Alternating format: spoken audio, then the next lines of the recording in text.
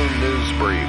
More info at bullandbloom.com. Guitar World magazine recently published an interview with former Tommy Lee bandmate Greg Leon. A link to the entire feature can be found in the description. On how he met Motley Crue drummer Tommy Lee, Greg said, "I was in a band called Sweet 19, and this skinny kid who had been a fan started hanging around and bugging me. He showed up to all our gigs, and at some point he said, 'Hey, I'm a drummer.' Not too long after, our drummer left. I ran into Tommy again and said, 'Hey, we need a drummer. Do you want to get together and jam?' So we got together and it was great. The kid knew all the songs and fit right in. After playing together for a few years and making a name for ourselves around Hollywood, I got an offer to replace Randy Rhoads in Quiet Riot after Randy went off to play with Ozzy. And man, I remember Tommy was mad as hell. He and his folks didn't want to see me or talk to me. We went from being good friends to never talking. I was dead to him. So I said, 'Listen, Tommy, let me make a name for myself, and I'll come back and get you once I see this through.'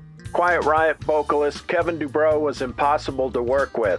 And then, before George Lynch came along, Dokken kept calling me, asking me if I was interested in joining his band. So I played some European dates with him, but the labels kept telling us they wanted new wave bands and weren't interested in what we were doing. I was tired of labels telling us they weren't interested in Dokken, so I contacted Tommy and put Motley Crue together.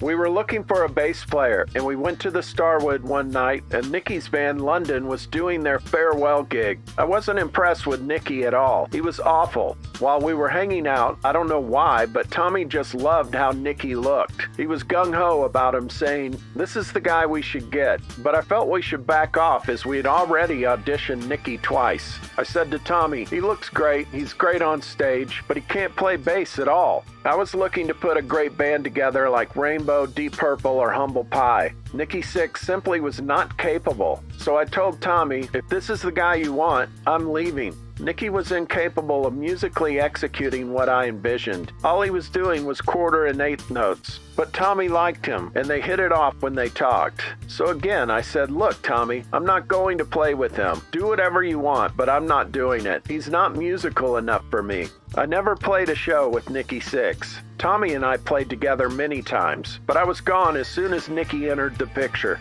But they couldn't find a guitar player or singer initially, so they kept calling me, but I refused. And then they met Mick and Vince, and they were off and running. The way I saw it was that my guitar playing would get me through. I didn't need a guy like Nikki dragging me down. I had seen London many times, and I knew I wanted none of it. On visiting the studio during the recording sessions for Motley Crue's Theater of Pain, Greg said, "Tommy invited me to the studio while recording Theater of Pain. When I got there, it wasn't Nikki playing bass. I won't mention the guy's name who actually played bass, but it wasn't Nikki. I remember asking the guy, 'Hey, what are you doing here?' And he was like, 'Oh, I'm playing bass on the Motley Crue record.' It shocked me, but the producer instigated that as Nikki wasn't up to snuff. I didn't know about ghost players then, but it was way more common than people knew. But it would usually get squashed whenever Tommy tried to hang out with me. It was like, 'Why is he here? We don't want you playing with Greg.' I'm not sure what they were afraid of. I remember jamming with Mick at the studio during the Theater of Pain sessions, and he was having trouble getting his sound. And Tommy said, 'Get Greg in here. He can make anything sound good.' So I went over, messed with Mick's amps, and dialed them in. Those guys were jumping for joy to the point of hugging me and screaming, 'Nobody touch those controls.' Then they went and got a magic marker and marked where all my settings were. More news at bullandbloom.com.